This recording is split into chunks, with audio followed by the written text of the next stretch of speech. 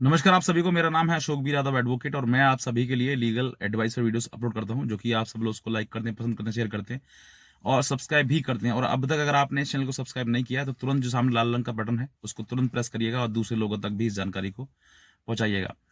आज का जो वीडियो है वो विशेष रूप से महिलाओं के लिए ही है, क्योंकि महिलाएं भी काफ़ी कमेंट करती हैं हमारे ऊपर कि सर आप महिलाओं के लिए बनाते हैं वीडियो और पुरुष के लिए ही सब कुछ बताते हैं, आप हमारे लिए कुछ नहीं बताते हैं। तो ऐसी कई चीज़ें हैं। और एक महिला ने तो ये भी कह दिया कि सर अगर आपकी बेटी या आपकी बहन के साथ में अगर ऐसा होता है तो आप क्या करेंगे। तो देखिए मेरा ये जवाब है कि आपके लिए कि आप अगर पहली बात तो ऐसा कभी हो ना, ये भी एक मैं कोशिश करूंगा। लेकिन अगर होता है तो मैं उस घर से उसको ये नहीं कहूंगा तू मेरे घर आ जा, मायके में आ जा, बिल्कुल नहीं कहूंगा। उससे ये कहूंगा कि तू जो है तेरा हमारे हमने तेरी शादी कर दी है, अब तुझे वहीं रहना है, जिस तरीके से भी रहना है।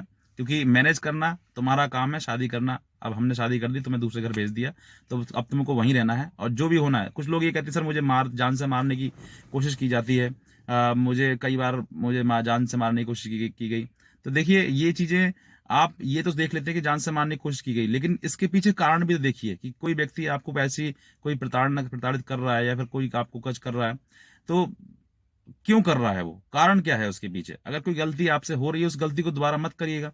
जो इंसान वो चाह रहा है कि वो गलती ना करे तो आप बिल्कुल गलती मत करिएगा। हाँ, बहरहाल मैं इसके बीच में ज्यादा नहीं जाऊंगा क्योंकि ये पारिवारिक मैटर है और जो इंसान जहां रहता है, जिन चीजों को समझता है वो वही समझ सकता है कि बाकी सिचुएशन, बाकी प्रॉब्लम क्या है। लेकिन आज की जो वीडियो है वो उन महिलाओं के लिए है जो ये सोचती हैं कि सर ये केस जो है वो हमने कर दिया है, अब हमें पछतावा हो रहा है, अब हमें करना क्या चाहिए, हम किस तरीके की चीजें होने। तो अब मैं उन महिलाओं के लिए बताना चाहूंगा कि जो पछताती हैं बाद में, लेकिन पहले से पहले इसको केस को करना चाहिए सेक्शन 498A का या फिर नहीं करना चाहिए। क्योंकि सेक्शन 498A का केस करते ही आपका परिवार जो पूरा बिखर जाता है, वो कहीं ना कहीं दुश्मनी का भाव मन में आ जाता है, क्योंकि आपने उसमें कुछ ऐसा गलत लिखवा दिया है, झूठ भी लिखवा दिया है। और देखिए कानून में चीजें आने के बाद जो है, आप कानून में सेक्शन 498A का जब केस करती हैं तो वो जो पति परिपक्ष है, पति का परिवार है, वो भी अपना किसी न किसी वकील से के द्वारा एडवाइस लेता है। तो फिर बहुत सारी चीजें वो भी उनको समझाता है कि तुम्हें कुछ नहीं होगा, क्या करना है, कैसी चीज करनी है, रखना है नहीं रखना है, बहुत सारी चीजें वो भी समझा देता है। तो दोनों को वकील समझाते हैं और जब वकील समझाते हैं तो फिर देखिए डिस्प्यूट जो है वो घटने का नाम नहीं लेता है, वो बढ़ते और बढ़ते चले जाता है। और आप लगातार एक केस के बाद दूसरा केस, दूसरे केस के बाद तीसरा केस और फिर लगातार केस पे केस करे जाते हैं। अब इन केस का बाद में नतीजा क्या आता है, क्या परिणाम आता है कि आप दोनों हमेशा के लिए एक दूसरे से अलग हो जाते हैं, चाहे फिर वो डाइवोर्स के रूप में हो या फिर इस ऐसे ही जैसे केस चल रहे हैं, आप अपने घर पे और लड़का अपने घर पे रह रहा हो। तो काफी समय बीत जाता है, साल 2 साल 10 साल 20 साल तक बीत जाते हैं, लेकिन कहीं पर भी कोई सॉल्यूशन नहीं आता है। तो महिलाओं के लिए देखिए सबसे पहले ये चीज है कि सेक्शन 498 का केस कर रहे हैं आप, तो वाकई क्रूअल्टी अगर आपके साथ में हुई है, आपके साथ में गलत हुआ है, आपको वाकई बहुत ज्यादा प्रताड़ित किया गया है, आपको असहनीय हुआ है, तो आप देखिए केस करिएगा। मैं आपसे खुद कह रहा हूं कि केस करिएगा। क्योंकि और उसके बाद केस करने के बाद आप ये मत सोचिएगा कि मुझे उस घर में जाना है। अगर आप केस करने के बाद अगर ये सोचते हैं कि मुझे उस घर में जाना है, तो ना ही तो आपको मान सम्मान मिलेगा उस घर में दोबारा से, और ना ही वो चीजें आपके सामने समझ में आने वाली हैं ठीक से तरीके से। तो ऐसे समय पर जो है वो आपको बेहतर है कि आप किसी भी प्रकार की ये गलती करने से पहले आप 1000 बार सोच लें कि अगर मैंने सेक्शन 498A का केस किया या फिर मैंने उनकी हेल्प ली और फिर उसके बाद मैंने उसमें झूठ लिखाया, झूठा केस किया कोई, तो फिर उसके बाद जो है वो पति पक्ष जो है वो आपसे हमेशा हमेशा के लिए दूर भी हो सकता है और आपसे नाराजगी भी लगातार बनी रहेगी। क्योंकि मेरा जो अनुभव है, मेरा एक्सपीरियंस है, हालांकि ये जो चीजें हैं वो बहुत मुश्किल होता है दोबारा संभालना, लेकिन फिर भी समझ जाती हैं। बहुत कम रेयर केस होते हैं।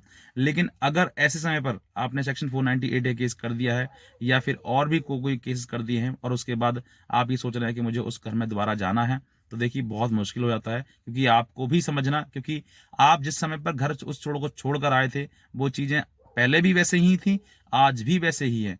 तो अगर आज भी वैसे ही है तो आप दोबारा उस घर में जाना क्यों चाहती हैं। इसका मतलब यह है कि आपने उन केसेस को झूठा किया है और आप उन उन सभी चीजों को, उन उन परिस्थितियों को पहले झेल नहीं पाए, पहले समझ नहीं पाए। अब उनको चाह रहे हैं कि हाँ अब मैं उन परिस्थितियों को संभालना चाहती हूँ, समझना चाहती हूँ। तो फिर आपके सामने जो चीजें हैं वो आपके सामने आ रही हैं और आप उन उन चीजों को जो है वो किसी न किसी प्रकार से समस्या का समाधान चाहती हैं। तो ऐसे समय पर कि केस जहां पर आपके पास में हो रहे हैं, आपने कर दिए हैं, उसमें केस कर दिए हैं, सेक्शन 498 ए कर दिया है, मेंटेनेंस कर दिया है, डीबी कर दिया है, तो आप देखिए केसेस करने के बाद जो है बहुत ही मुश्किल हो जाता है एक दूसरे के साथ रहना, एक दूसरे के साथ में समझना। क्योंकि अब पति ये कहता है कि जो तुमने पत्नी ने जो केस किए हुए हैं उनको सबको वापस लो, पत्नी ये कहती है कि मैं केस एक ही वापस नहीं लूंगी और तुम्हारे साथ में रहना चाहूंगी। तो अब जो है यहाँ पर पति के मन में भी ये सवाल आ जाते हैं कि अब अगर अभी मैंने कुछ नहीं किया, मतलब ना ही मेरे परिवार ने कुछ दहेज मांगा, ना मारा पीट की, नहीं कुछ नहीं किया, तो तुमने इसने झूठे केस लगा दिए। अब अगर तुम जाओगे और मतलब ससुराल में चले गए और जाने के बाद तुमने वहां पर थोड़ा सा भी अगर कुछ ऐसा कर लिया जिसकी वजह से कि चाहे हो सकता है नस काट ली या फिर कुछ खा लिया या फिर कुछ वैसे कर लिया, तो फिर जो है वो जो पति का पक्ष है ना, पति का परिवार वाले हैं, तो वो फिर शांति से नहीं रह सकते, फिर उस घर में नहीं रह सकते, फिर उनको कहीं ना कहीं जेल में ही जाना पड़ेगा। तो ऐसे समय पर जो है ये चीजें सिचुएशन हर किसी के मन में आती हैं।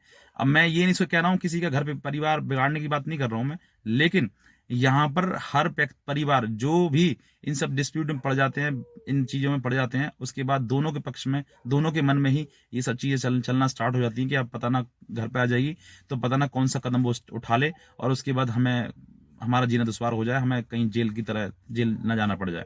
तो ये चीजें दोनों परिवार में रहते हैं। लड़की की तरफ, लड़की के परिवार में ये रहते हैं कि यार, लड़की और लड़की के परिवार के मन में ये रहते हैं कि हमने ये केस कर दिए हैं, उनको ही पता है कि हमने झूठे केस किए हैं, तो झूठे केस किए हैं तो कल हम पता ना हमारी बेटी को कोई वो मार ना दें, हमारी बेटी को कुछ गलत कर ना दें हमारी बेटी के साथ में। तो उनके साथ में जो ऐसा भी दिमाग में ये चीजें आती हैं।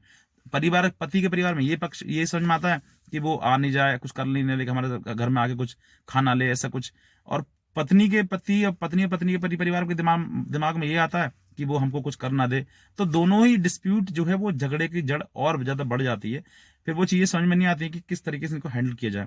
और इस समय पर जो है वो कुछ पति जो है वो इसी दौरान शादी भी कर लेते हैं, क्योंकि काफी समय जब हो जाता है, 4-5 साल लगातार चलते रहते हैं और कोई भी मतलब उनका समाधान नहीं हो पाता, तो फिर पति दूसरी शादी भी कर लेते हैं, जो कि है तो इलीगल, लेकिन कुछ रिस्क उठाना चाहते हैं तो उठा लेते हैं। कुछ पत्नियां भी ऐसी हैं जो शादी कर लेती हैं बिना तलाक लिए, या फिर काफी लगता है उनको कि अब नहीं बन रही है, तो फिर वो कहीं ना कहीं किसी प्रकार से ये चीजें संभालने के लिए कि अब जब जीवन में कुछ नहीं बन पा रहा है तो कहीं और देखा जाए, तो वो ऐसा भी कर लेते हैं। हालांकि इन सब चीजों को करना ये इलीगल है, करना नहीं चाहिए, लेकिन फिर भी जब लोगों को समझ में नहीं आता तो फिर वो सोचते हैं कि सर क्या करना है ऐसे समय पर, क्योंकि परेशानी इतनी है कि जीवन अकेला कट नहीं सकता है, तो कहीं ना कहीं देखा जाए। तो ये चीजें हैं। अब यहाँ पर मैं तो यही कहना चाहूंगा कि अगर देखिए वाकई अगर आपके साथ में क्रूअल्टी हुई है और वाकई बहुत ज्यादा आपको लग रहा है कि गलत हुआ है मेरे साथ में, तो आप लड़िए और जी जान से लड़िए और उस ससुराल में जाने की दोबारा कोशिश मत करिए। लेकिन अगर आपको लगता है कि छोटी मोटी चीजें हैं तो आप सेक्शन 498A या मेंटेनेंस या डीबी ऐसे केस मत करिए बिल्कुल भी। अगर आप करोगे तो आप पति को खो दोगे, पति का परिवार खो दोगे। और क्योंकि कोई पति ये नहीं चाहेगा कि मेरी पत्नी मेरे पे झूठे मुकदमे करे, मुझे दबा के रखे और मुझे मेरे परिवार को वो झूठे आरोपों में फंसा के रखे। ऐसा कोई भी परिवार, कोई भी पति नहीं चाहेगा, क्योंकि हर पति के माँ बाप हैं। हर पति ये चाहता है कि मेरी पत्नी जो है मेरे द्वारा जो मैं कहूँ वो मेरा कहना माने और मेरे परिवार को संभाल के रखे। लेकिन वो संभाल के नहीं रखती है, वो कोर्ट कचहरी और थाने तक ले जाती है उनको। तो फिर वो बहुत सारे ऐसे परिवार हैं जिन्होंने कभी आज तक कोर्ट कचहरी नहीं देखा, लेकिन एक बहू की वजह से वो कोर्ट कचहरी और थाने वगैरह सब कुछ देख लेते हैं, जिनकी समाज में उसके बाद जो कोई रेपुटेशन वगैरह सब खराब हो जाती है। और किसकी वजह से? वो सिर्फ और सिर्फ एक बहू की वजह से। तो मैं किसी को गलत नहीं कह रहा हूं, लेकिन हाँ, ये चीजें जब होती हैं तो देखिए दोनों परिवार जो है वो दोनों बिखर जाते हैं, परिवार परेशान हो जाते हैं। और ये तो सेक्शन 498 एक बहुत छोटी सी धारा है जो लगवा देती है, लेकिन इसके अलावा 354 भी लगवा देती हैं, 376 भी लगवा देती हैं, 377 भी लगवा देती हैं। अब क्या होता है उसके पीछे वो तो वही समझ सकते हैं। लेकिन इन सब धाराओं के बाद, इन सब कानून का इस्तेमाल होने के बाद परिवार बिल्कुल भी नहीं बन पाता है। बहुत ऐसे केसेस हैं जो मैंने देखे हैं, बहुत रेयर केसेस होते हैं जिनमें कि इनकी इसके बावजूद भी दोनों परिवार बस जाते हैं, क्योंकि दोनों में कहीं ना कहीं उस चीज को सहन करने की क्षमता होती है कि हाँ मैंने वाकई गलत किया, तो अब मुझे इसी तरीके से जीवन जीना है। तो ऐसा पहले ही से सोच लें कि मुझे ऐसे केस नहीं करने, अगर मैं करूंगी तो मुझे परिवार, अपना पति भी खो देना पड़ेगा और परिवार भी खो देना पड़ेगा, और पता ना दोबारा शादी करनी पड़े तो उसके बाद जो पति है वो पता ना कैसा मिले मुझको। तो ऐसी चीज़ें जो हैं वो आपको ही संभालनी है। और ऐसे समय पर बेहतर है कि आप, अगर मान लीजिए मैं कहता हूँ कि पति ने आपके साथ कुछ गलत किया या पति के परिवार ने कुछ गलत कर दिया, तो थोड़ा मायके चले जाइए, अपना माइंड सेट कर लीजिए, सही कर लीजिए। महीना, 2 महीना, 3 महीना, 4 महीना, साल, 2 साल रह लीजिए वहां पर ही, क्योंकि केस करने के बाद भी तो आपको वहीं रहना है।